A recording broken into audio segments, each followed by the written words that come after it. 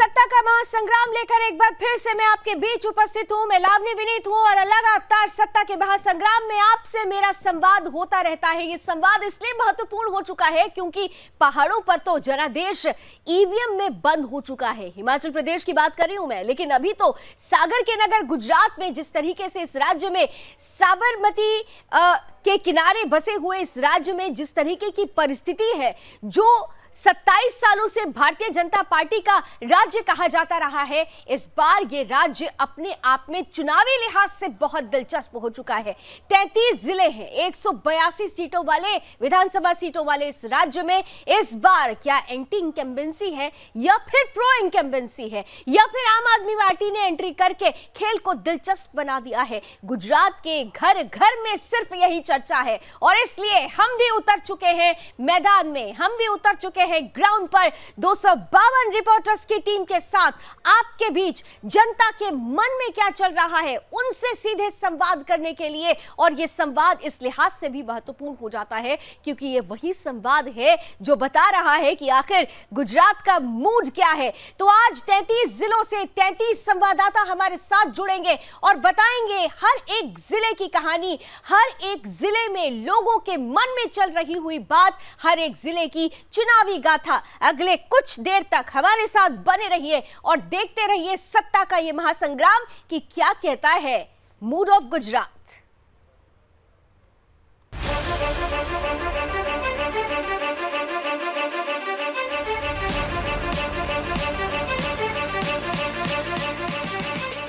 गुजरात में सत्ता के महासंग्राम का काउंटडाउन शुरू हो चुका है।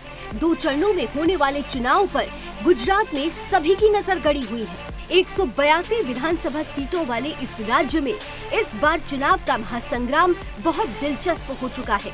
27 सालों से भारतीय जनता पार्टी का परचम और 27 सालों से विपक्ष में बैठी कांग्रेस को एक बार चुनौती देने के लिए तीसरी पार्टी आम आदमी पार्टी भी चुनावी मैदान में उतर चुकी है। इस लिहाज से सत्ता का ये महासंग्राम बेहद दिलचस्प होता जा रहा है। दरअसल 1 और 5 दिसंबर को गुजरात में चुनावों की तिथि है। गुजरात में कुल 182 विधानसभा सीटें हैं। किसी भी पार्टी को बहुमत के लिए 92 सीटों की जरूरत होगी। 2017 के विधानसभा चुनाव में बीजेपी को 99, कांग्रेस को 77 सीटें मिली थी।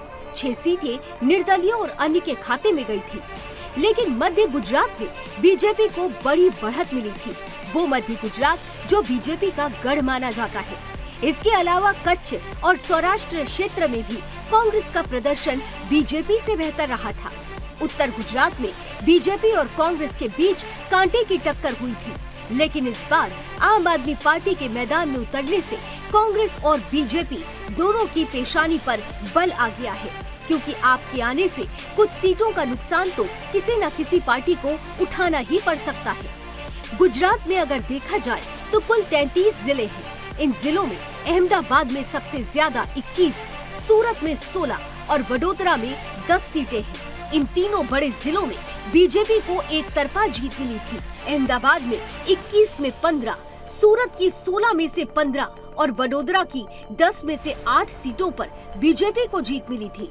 इन 3 जिलों में ही बीजेपी 38 सीटें जीतने में सफल रही। कुल 33 में से 13 जिलों में बीजेपी को सबसे ज्यादा सीटें मिली। वहीं 15 जिलों में कांग्रेस की सीटें बीजेपी से ज्यादा थी।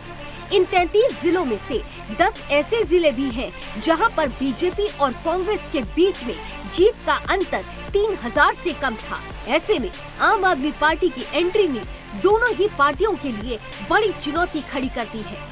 अब देखना ये होगा कि आम आदमी पार्टी गुजरात में कितनी सीटों से अपना खाता खोल पाती है। सत्ता का ये महासंग्राम अपने आप में रोमांचक मोड़ पर आ चुका है। ऐसे में हम चप्पे चप्पे से 33 जिलों से ग्राउंड से अपने रिपोर्टर्स के जरिए लोगों की मन की बात आप तक साझा करने की आज एक बड़ी कोशिश कर रहे हैं। Bureau report, Sudarshan news.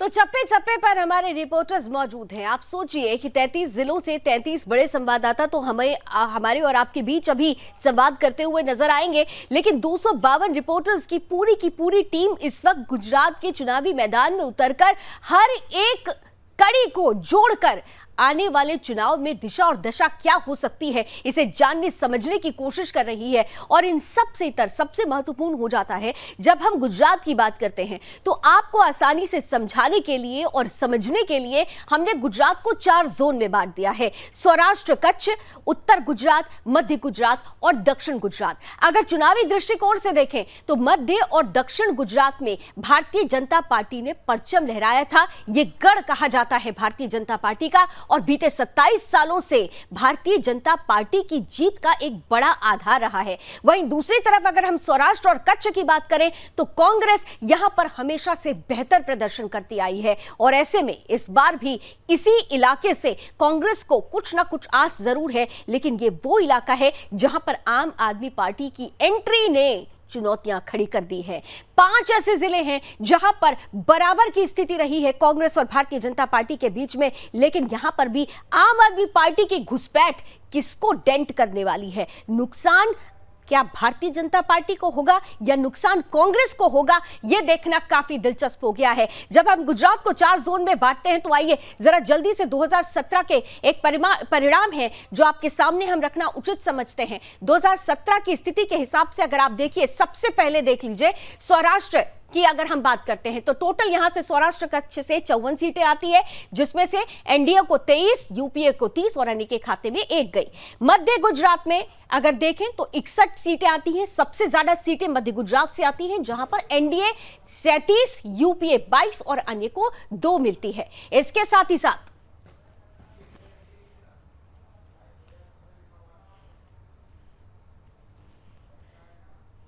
तो सौराष्ट्र और मध्य गुजरात की आपने बात की, दक्षिण गुजरात की, उत्तर गुजरात की भी हम बात कर लेते हैं। 32 सीटें उत्तर गुजरात से आती है जहां पर 14 एनडीए, यूपीए को 17 और 1 अन्य के खाते में। दक्षिण गुजरात में टोटल 35 सीटें आती हैं जिसमें से 25 एनडीए के खाते में, 8 यूपीए के खाते में और 2 के खाते में अन्य। इस लिहाज से अगर देखें तो इस टैली को देखकर आसानी से समझा जा सकता है कि सौराष्ट्र और कच्छ में जहां यूपीए की पकड़ मजबूत थी, यानी कांग्रेस ने यूपीए की पकड़ मजबूत थी, तो वहीं मध्य गुजरात और दक्षिण गुजरात में भारतीय जनता पार्टी का परचम लहराया है।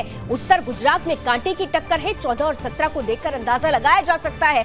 तो इस तरीके से 4 जोन में डिवाइड इस गुजरात में 2017 के कुल परिणाम आपके सामने है। लेकिन 2022 में क्या ऐसी ही स्थिति रहेगी या फिर स्थिति बदल रही है? आइए एक साथ मिलते हैं हमारे 33 संवाददाताओं से जो 33 जिलों से हमारे साथ इस वक्त जुड़ रहे हैं, चप्पे चप्पे की जानकारी देने के लिए। जिला स्तर पर क्या परिस्थिति है, लोग क्या जान समझ रहे हैं, भारतीय जनता पार्टी को लेकर उनके मन में क्या चल रहा है।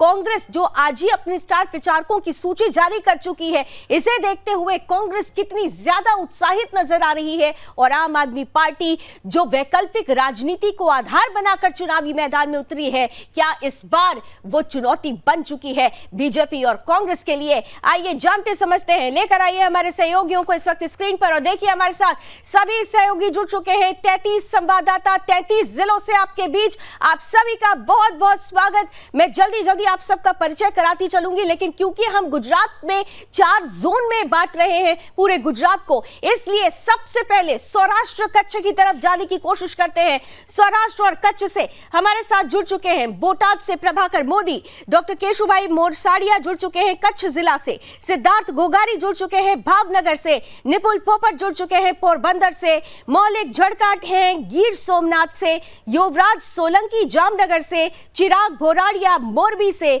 मोलेश पंचोली सुरेंद्र नगर से, दर्शल भट्ट द्वारका से, जतिन जागड़ राजकोट से और भावना शाह दीप से हमारे साथ जुड़ रही है। तो सबसे पहले सौराष्ट्र के सभी सहयोगियों का रुख करते हुए आप सभी का बहुत बहुत स्वागत और बोटाद जिला लिए चलते हैं। प्रभाकर मोदी जी, आपके पास आते हुए, जब हम बोटाद की बात करते हैं तो सौराष्ट्र में सबसे महत्वपूर्ण हो जाता है कि पिछली बार के चुनावों में हमने देखा है कि कांग्रेस की पकड़ यहां पर ज्यादा मजबूत दिखाई देती है। बोटाद की स्थिति इस बार क्या नजर आ रही है आपको? प्रभाकर मोदी। बोटाद की बात करें जी, बोटाद की बात करें तो दो सीटों का समावेश होता है। गढ़ड़ा रिजर्व सीट है और बोटाद है, लेकिन दोनों सीट अभी तक भाजपा के खाते में ही रही है। लेकिन बहुत तो फाइट वाली सीट है, वहां कोई भी राजकीय पंडित नहीं बता सकता आसानी से कि किसके लिए सीट विजेता होगी। लेकिन इस बार की मैं बात कहूं तो जो थोड़ा कुछ एंटी इनकम्बेंसी का जो माहौल था और कुछ उम्मीदवारों के प्रति जो कुछ नाराजगी का माहौल था, वो दूर करने के लिए भाजपा ने बहुत बड़ा कदम उठाया है और दोनों फ्रेश उम्मीदवारों को गढ़ड़ा और बोटाद विधानसभा सीट पे अपना उम्मीदवार बनाया है। और बाकी बात करें बोटाद की, तो वैसे तो भाजपा का ही दबदबा रहा है। इस बार भी जो दिख रहा है हमें, उसमें शायद भाजपा के खाते में ही सीट रहेगी, ऐसा हम मान सकते हैं। प्रभाकर जी, आम आदमी पार्टी ने एंट्री ले ली है, असर कुछ नजर आ रहा है? जी, आम आदमी भी लड़ रही है, उसका भी कुछ थोड़ा माहौल है, लेकिन वो किसको ज्यादा नुकसान कर रही है वो भी स्पष्ट हम नहीं बता सकते हैं। फिर भी जो मोदी जी का चेहरा भी चल रहा है उसकी तरफ ज्यादा झोंक हो, ऐसा मेरा मानना है। यानी ये कहा जा सकता है कि स्वराज में बोटाद में भले ही आरजेडी के खाते में सीट गई हो, लेकिन जब ये कहा जाता है कि कांग्रेस का दबदबा यहां पर रहता है, फिर भी जिस तरीके से प्रधानमंत्री नरेंद्र मोदी का चेहरा सामने रखा जाता है, यहाँ की जनता भारतीय जनता पार्टी की हो लेती है। लेकिन आम आदमी पार्टी की एंट्री हो चुकी है, डेंट किसको लगता है ये देखना दिलचस्प होगा। प्रभाकर जी, आपके पास दोबारा लौटूंगी। डॉक्टर केशु भाई मोरसाड़िया के पास चलते हैं, कच्छ जिला से हमारे साथ जुड़ रहे हैं। केशु भाई, क्या लग रहा है इस बार कच्छ किसका?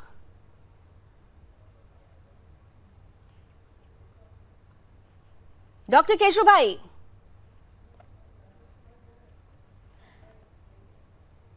मुझे लगता है कि शायद डॉक्टर केशु भाई अभी हमारे साथ जुड़ नहीं पाए हैं। सिद्धार्थ गोगारी के पास चलते हैं, भावनगर से। सिद्धार्थ, मुझे सुन पा रहे हैं आप? सिद्धार्थ, मुझे सुन पा रहे हैं आप? शायद सिद्धार्थ से भी हमारा संपर्क नहीं हो पाया। निपुल पोपट पोरबंदर से हमारे साथ जुड़ रहे हैं। निपुल,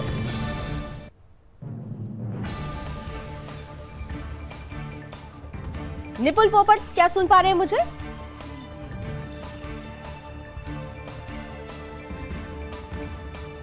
गिर सोमनाथ से मौलिक झड़कट है हमारे साथ। मौलिक जी, गिर सोमनाथ से आप हमारे साथ जुड़ चुके हैं, और जब हम सोमनाथ की बात करते हैं तो सोमनाथ अपने आप में धार्मिकता को समेटे हुए चुनावी रंग में रंग जाता है। कई बार सोमनाथ का जो इतिहास रहा है राजनीतिक दृष्टिकोण से वो बड़ा महत्वपूर्ण रहा है, लेकिन उसी राजनीतिक दृष्टिकोण से सोमनाथ में भारतीय जनता पार्टी इस बार किस तरीके का परचम लहराती हुई नजर आ रही है? ग्राउंड पर आप हैं, गिर सोमनाथ के लोग किसके साथ जाते हुए नजर आ रहे हैं?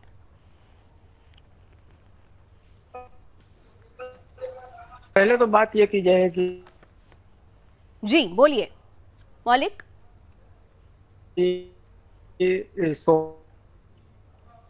कांग्रेस जंग हो रहा है तो सोमनाथ में अभी सोमनाथ की 4 विधानसभा क्षेत्र में वो सारे के सारी प्रजा भाजपा के साथ जाना चाहती है इस बार।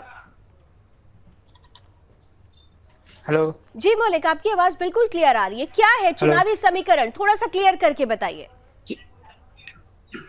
चुनावी समीकरण ये है कि अभी एकाध सीट कांग्रेस के फाड़े में खाते में जा सकती है, लेकिन बाकी की 3 सीट अभी भाजपा के साथ जा सकती है। उसका कारण एक ही कि जातिवाद और ज्ञातिवाद की यहाँ पे समीकरण की बात की गई है।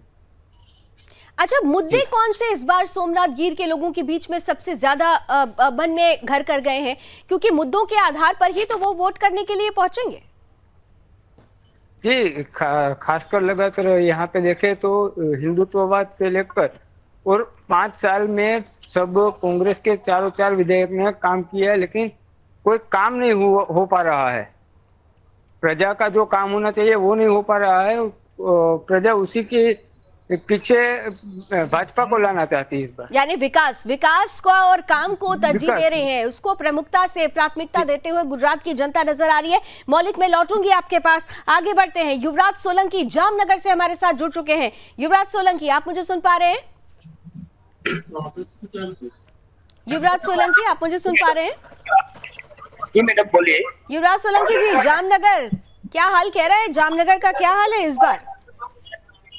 इस बार जामनगर में विधानसभा की 5 सीटें जो है, 5 विधायक है यहाँ पे। 5 सीटों पे जो जामनगर सिटी में है उधर भी भाजपा का दबदबा बना रहा है। और तहसील है, जो तहसील में जो है युवराज सोलंकी जी के अलावा जितने भी बाकी लोग हैं, काइंडली अपना माइक म्यूट कर दीजिए। केवल युवराज सोलंकी जी का माइक अभी अनम्यूट रहेगा। युवराज जी कंटिन्यू करिए। जो 2 तहसील है, तहसील में कांग्रेस का दबदबा रहा है, लेकिन इस बार आपने जो एंट्री की है उसमें कहीं ना कहीं कांग्रेस की कोई सीट छूटने की चांस रहेगा, लेकिन भाजपा की जो 3 सीट अभी कायम है जामनगर में, वो कायम ही रहेगी 3 सीट। जामनगर की जब हम बात करते हैं, मुझे याद है कि पिछले इलेक्शन में जामनगर ही ऐसा इलाका था जहां पर लगातार कांग्रेस ये कह रही थी कि ये एक ऐसी जगह है जहां पर बीजेपी को एंट्री मिलेगी ही नहीं। इस बार जामनगर में खास तौर से क्या ये परिस्थिति बन रही है, और ये वही जामनगर है जहां पर आम आदमी पार्टी भी बहुत कॉन्सेंट्रेट कर रही है? युवराज, अभी जामनगर में आम आदमी पार्टी की एंट्री हुई है, लेकिन इस बार जो जामनगर की जो उत्तर विधायक है, जो वहाँ के निगमत जाडेजा को जो टिकट दी है, उसमें स्टार प्रचारक जो हमारे ऑलराउंडर है क्रिकेटर रविंद्र सिंह जाडेजा, उसने भी वो भी प्रचार में आज से निकले हैं जी। चलिए, इस बार जामनगर की जो तीनों हुई सिटी की जो 3 सीटें, वहाँ का तो भाजपा का ही दबदबा रहेगा। चलिए, आप कह रहे हैं कि भाजपा का दबदबा रहेगा, 3 सीटें ऐसी हैं, लेकिन देखिए खेल यहाँ पर इसलिए बनता बिगड़ता हुआ नजर आ रहा है क्योंकि आम आदमी पार्टी की एंट्री भी हुई है और साथ ही साथ ग्राउंड पर जिस तरीके की परिस्थिति है। हालांकि भारतीय जनता पार्टी का जो 27 सालों का एक लंबा जो परचम रहा है वो काम को आधार बनाकर हुआ है। डबल इंजन की सरकार की बात निरंतर कही जा रही है और इसका असर कहीं ना कहीं जनता के दिलो दिमाग पर जरूर पड़ता हुआ नजर आ रहा है। युवराज सोलंकी, आपके पास मैं दोबारा आती हूँ। चिराग हमारे साथ मोरबी से जुड़ चुके हैं। चिराग, क्या आप मुझे सुन पा रहे हैं?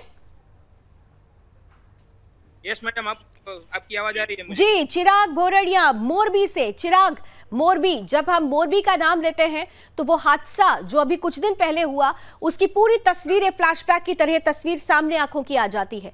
मोरबी, उस हादसे के बाद से क्या कोई प्रभाव पड़ता हुआ जनता के मन में आ रहा है? क्या उस हादसे का कोई असर इस चुनाव में पड़ सकता है? मोरबी की अगर मैं ग्राउंड रिपोर्ट आपसे लूं तो? जी मैडम, हमारे यहाँ पे जो हादसा हुआ था तभी हमारे यहाँ के पूर्व विधायक जो कांति बेंबरुतिया है, उसने वो हादसे पे जाके तुरंत कार्यवाही शुरू कर दी थी। उसने तरबेय के वो जो है उसकी राह नहीं देखी, सीधा जाके पानी में कूद पड़े थे और सभी लोगों की सेवा कर रहे थे। और वो हमारे पूर्व विधायक जो काना भाई है, कांति बेंबरुतिया, उसको सब यहाँ प्यार से काना भाई बुलाते हैं। वो पिछले साल कांग्रेस के सामने हारे थे, उसके अगले 5 टर्म से वो जीत रहे हैं। मतलब कि 25 साल से भाजपा यहाँ मोरबी पे राज कर रहा था। पिछले साल वो हमारे सिरामिक सिटी के गैस के प्रॉब्लम के हिसाब से यहाँ पे भाजपा विजेता नहीं हुआ, कांग्रेस विजेता हुआ था। और इस बार भी ये लग रहा है कि यहाँ पे कांति भाई को टिकट दी है, इसलिए कांति भाई आएंगे। यानी आप कहना चाह रहे हैं कि मोरबी में कांग्रेस के लिए एक अच्छी खबर हो सकती है। हालांकि जनादेश अभी क्या होता है इसके लिए 8 दिसंबर का इंतजार करना पड़ेगा, लेकिन आप ये कह रहे हैं कि कहीं ना कहीं से मोरबी हादसा यहाँ के लोगों के लिए एक चुनावी मुद्दा हो सकता है। चुनावी मुद्दा हो सकता है, लेकिन मोरबी हादसे के बाद हमने देखा है कि आम आदमी पार्टी भी इसे लेकर बहुत ज्यादा मुखर हुई है। आम आदमी पार्टी की एंट्री ने क्या किसी तरीके की कोई प्रतिक्रिया दिखानी शुरू की है? हाँ, कांग्रेस का तो यहाँ पे कुछ प्रसार हुआ सब ज्यादा नहीं है, लेकिन यहाँ पे अभी भाजपा को कंपटीशन देने के लिए यहाँ पे आपका जो उम्मीदवार है वो हमारे यहाँ के पंकज भाई राणसरिया, वो अभी वो सब सोशल एक्टिविटी पे वो सब ज्यादा एक्टिव हुए और कांति भाई को टक्कर भी देने वाले हैं। चलिए, टक्कर जी, टक्कर दिलचस्प होने वाली है। चलिए चिराग, बने रहिए हमारे साथ। मोलेश पंचोली की तरफ अब चलते हैं। सुरेंद्र नगर से हमारे साथ जुड़ चुके हैं। मोलेश, क्या आप मुझे सुन पा रहे हैं अभी? मोलेश पंचोली जी मैडम, बोलिए। सुरेंद्र नगर क्या कह रहा है इस बार? मोलेश, ग्राउंड रिपोर्ट क्या कहती है सुरेंद्र नगर की? सुरेंद्रनगर की अगर बात की जाए तो सुरेंद्रनगर की 5 विधानसभा में एक ही रिपीट किया है, बाकी 4 फ्रेश चेहरे हैं 5 सीटों में से। जहां ध्रांगध्रा हलवद विधानसभा की सीट पे लोगों को चाहिए था लोकल उम्मीदवार, उसकी वजह से लोगों में अभी बाहर से जो उम्मीदवार लाए हैं उसका कहीं ना कहीं असंतोष दिख रहा है। लेकिन कांग्रेस में और आम आदमी पार्टी में जो उम्मीदवार खड़े किए हैं और लेखा जोखा देखा जाए तो बीजेपी की लहर ज्यादा दिख रही है सुरेंद्रनगर डिस्ट्रिक्ट में, क्योंकि सुरेंद्रनगर की वटवान सीट में भी उम्मीदवार को लास्ट टाइम पे पहले जिग्नाबेन पंड्या को टिकट दिया गया था और लास्ट में फॉर्म भरने की तारीख पे अचानक से भाजपा प्रमुख जगदीश भाई मकवाना को टिकट दिया गया था। उसको लेकर जो जैन समाज है और ब्राह्मण समाज है उसमें भी कहीं ना कहीं असंतोष। यानी आप ये कह रहे हैं कि जो पैराशूट कैंडिडेट हैं उनको लेकर नाराजगी जनता में आ गई है, जो जिन कैंडिडेट्स को सूची में दिया गया है, जिनका नाम दिया गया है, उससे जनता अभी कनेक्ट नहीं कर पा रही है। तो ऐसे में तो चुनौती बढ़ गई भारतीय जनता पार्टी के लिए। जरूर रहेगी मैडम, लेकिन फिर भी जिस तरह से हमारे प्रधानमंत्री मोदी जी काम कर रहे हैं और हर जगह उनका चेहरा और भाजपा की लहर है, और थोड़ा कहीं ना कहीं देखा जाए तो हिंदुत्व का जो भी मुद्दा है उस सब को लेकर अगर लेखा जोखा देखा जाए तो बीजेपी की लहर ज्यादा दिख रही है। और जैसे अभी चिराग जी ने बताया, कुछ भी होता है तो मोदी जी तुरंत पहुंच जाते हैं, इस मतलब उनका ही चेहरा देखा जाता है, भाजपा से कोई भी। ठीक है, यानी फेस यानी चेहरा मोदी जी का सामने आता है और जनता सीधे उनसे कनेक्ट करती है और भारतीय जनता पार्टी को इसका फायदा होता हुआ नजर आता है। थैंक यू सो मच हमारे साथ जुड़ने के लिए मोलेश। दोबारा लौटती हूँ आपके पास। द्वारका से हमारे साथ दर्शल भट्ट जुड़ चुके हैं। दर्शल, सुन पा रहे हैं आप मुझे? दर्शल भट्ट जी मैडम। दर्शल भट्ट जी, द्वारका, भेंट द्वारका, देखिए बड़ा जो बड़ी धार्मिक सी जो मन के अंदर से जो आवाज उठती है और जो कनेक्टिविटी होती है वो अध्यात्म से हो जाती है, धर्म से हो जाती है। तो ऐसे में इस बार की जनता द्वारका में, इस बार जनता किस चुनावी पार्टी से जुड़ती हुई नजर आ रही है? क्योंकि धर्म के नाम पर तो देखिए भारतीय जनता पार्टी भी हिंदुत्व की बात कर रही है, कांग्रेस भी कर रही है, आम आदमी पार्टी भी कर रही है। जी, तो देवभूमि सरकार की बात करें तो पिछले 7 साल से भाजपा आ रहा है और भाजपा में से पगुपा विरंपा मणिक तो पिछले 7 साल से जुड़े जा रहे हैं। और अभी आज के चुनाव के गुजरात के चुनाव के बात करें तो त्रिपक्षीय चुनाव इसलिए है कि अभी द्वारका भीतर विशेष रूप से भाजपा उम्मीदवार प्रभुभाई विरंपा मणिक और उसके साथ पिछले चुनाव में आए हैं। और अभी मैं फिर बोल रही हूँ, एक सेकंड दर्शल, मैं फिर अपने सभी सहयोगियों से ये दोबारा कह रही हूँ कि जिनका नाम ले रही हूँ काइंडली उन्हीं का माइक अनम्यूट होना चाहिए, बाकी सब लोग अपने माइक म्यूट करके रखिए, क्योंकि आप लोगों की आवाज फिर स्पष्ट मुझ तक नहीं आ पाएगी और ना ही दर्शकों तक पहुंच पाएगी। आप लोग ग्राउंड से जुड़े हुए हैं, ग्राउंड की एक एक खबर पहुंचाने की जिम्मेदारी आप लोगों के ऊपर है, इसलिए आवाज भी सही तरीके से आए, इसलिए जिनका नाम लिया जाए केवल वही अनम्यूट होंगे। दर्शल, कंटिन्यू कीजिए। भाजपा उम्मीदवार प्रभुभाई विरंपा मणिक पिछले 7 साल से देवभूमि द्वारका से चुने जा रहे हैं।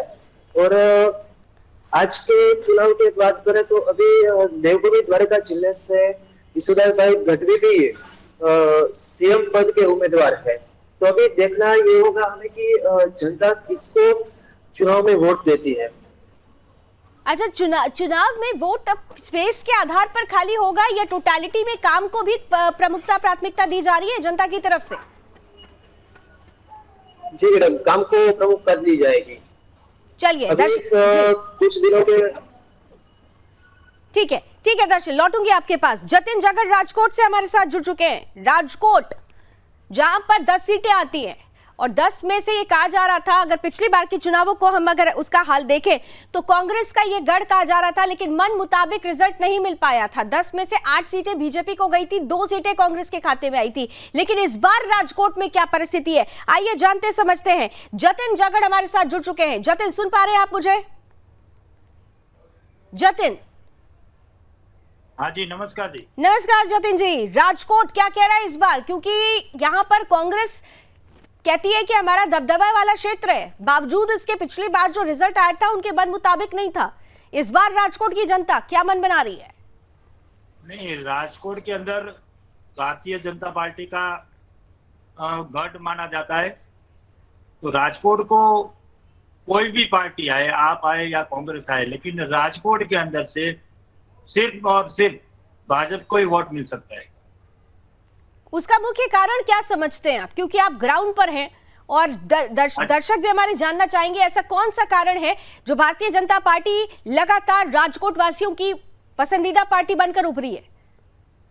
क्योंकि राजकोट के अंदर जो डेवलपमेंट हुआ है वो भारतीय जनता पार्टी के कार्यकाल में ही हुआ है, इसीलिए लोग उसको पसंद ज्यादा करते हैं। अच्छा, राजकोट की जब हम बात करते हैं तो कुछ यहाँ पर ऐसे मुद्दे बीच में उठे थे जिसे लेकर हमने देखा कि एक दूसरे पर छींटाकशी की गई, कहा गया कि काम नहीं हुआ है। नहीं, ये तो जो पॉलिटिकल व्यू है वो नजर से देखते हैं, और कुछ लोग ऐसे भी होते हैं, समझ लो कि ये हमारे प्रधानमंत्री जी है तो पूरे देश के ऊपर नजर रखते हैं। मुख्य मुद्दा राजकोट के लोगों का क्या है, जरा जल्दी से बता दीजिए। मुख्य मुद्दा क्या चल रहा है मन में? यहाँ पर मुख्य मुद्दा तो वही है कि भाजपा को ही यहाँ पर वोट हो सकता है, उससे ज्यादा अलावा और किसी भी पार्टी को वोट नहीं मिल सकता। अच्छा, पसंद है, भारतीय जनता पार्टी पसंद है, इसलिए राजकोट में बीजेपी की बल्ले बल्ले हो सकती है। भावना शाह दीप से जुड़ रही है हमारे साथ। भावना, सुन पा रही हैं आप मुझे? भावना शाह, सुन पा रही हैं आप मुझे?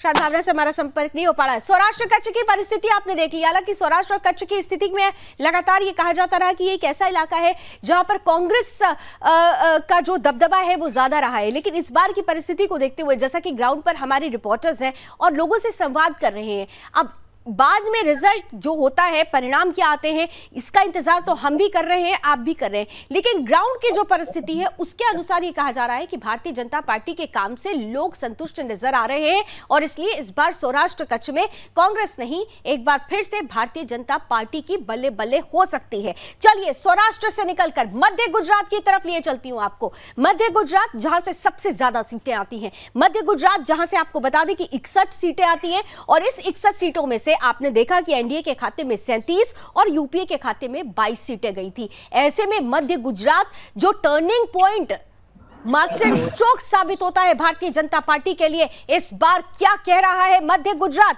हमारे साथ अब मध्य गुजरात से मेरे सारे सहयोगी जुड़ रहे हैं।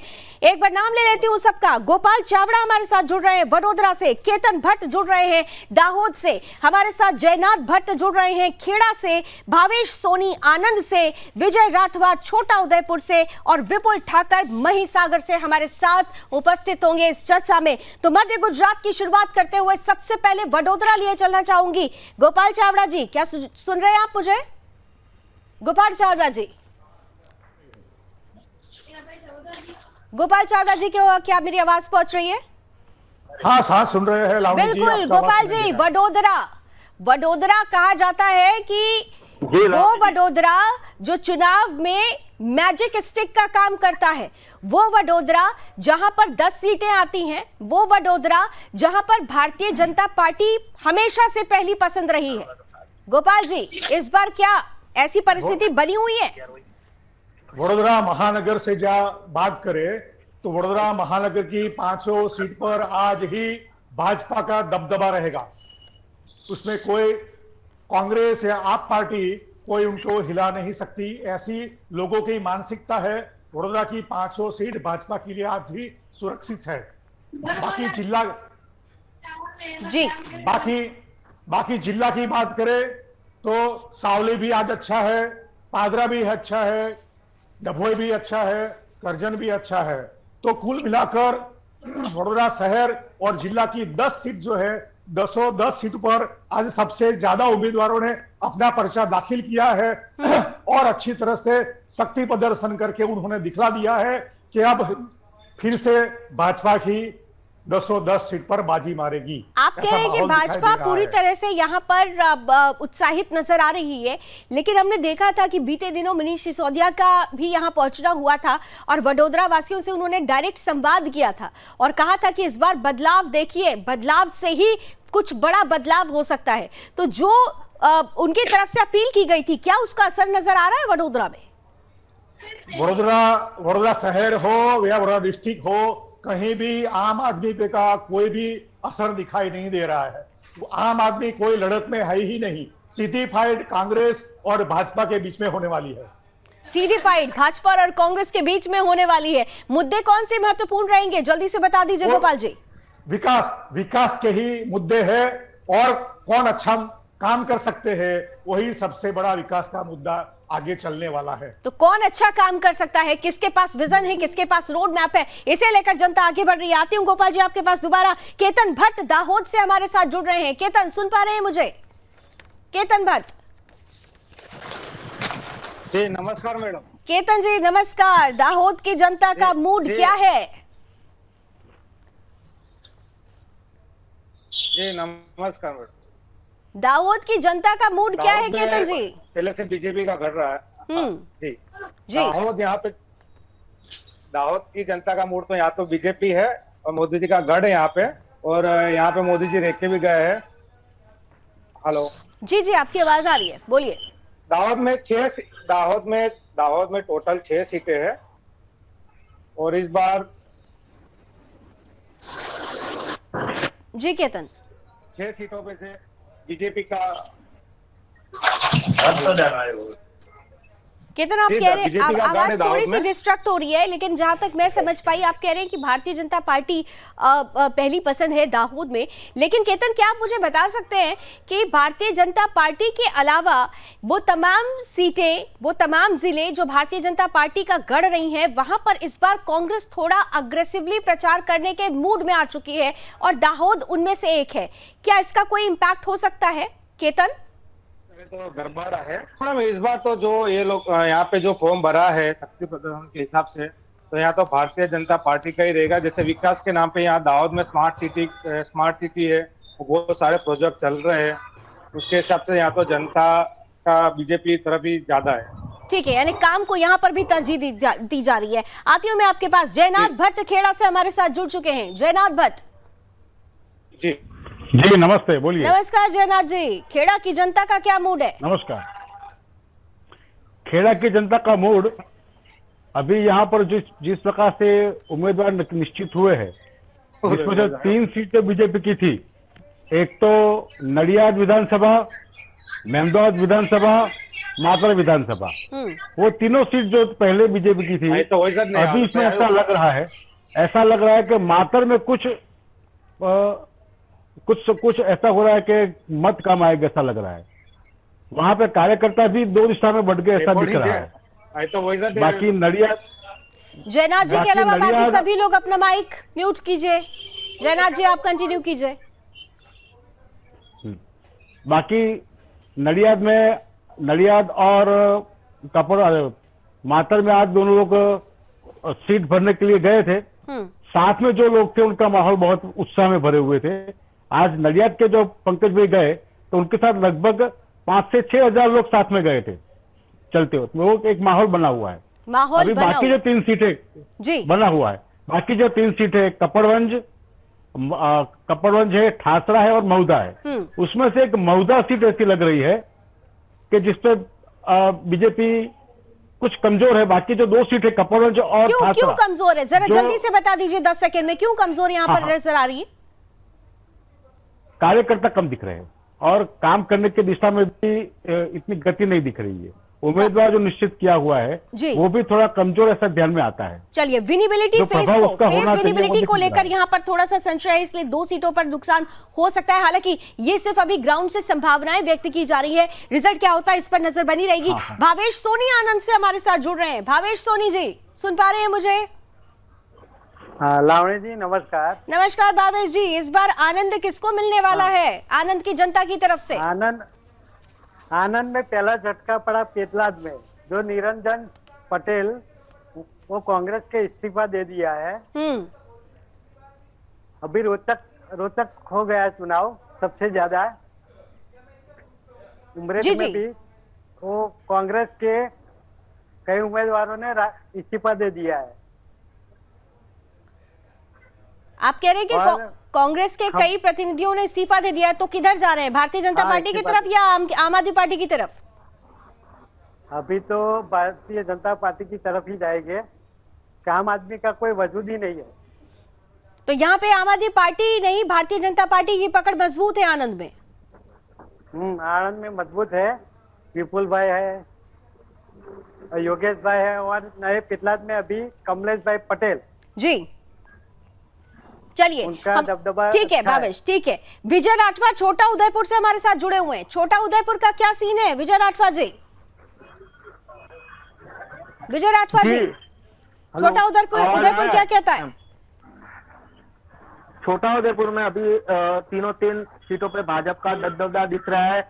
इसमें से एक सीट जो छोटा उदयपुर सीट है उसमें थोड़ा बहुत कांग्रेस का वर्चस्व दिख रहा है, जिसमें संग्राम सिंह राठवा और राज्यसभा के सांसद जो है नारायण भाई राठवा, इनका पुत्र है संग्राम सिंह राठवा, इनका अभी थोड़ा बहुत दबदबा दिख रहा है। और 2 सीटों में भाजपा अभी आगे दिख रही है और एक सीट में थोड़ा अंदर ही अंदर कार्यकर्ताओं के इसके हिसाब से क्या है कि नाराजगी दिख रही है कार्यकर्ताओं में। ठीक है, थोड़ा सा मतलब यहाँ पर भी फेस जो कैंडिडेट दिए गए हैं उनको लेकर भी थोड़ा संशय है। विपुल ठाकुर महिसागर से जुड़े हुए हैं। विपुल ठाकर महिसागर में क्या स्थिति है? मध्य गुजरात से आखिरी संवाददाता विपुल ठाकर,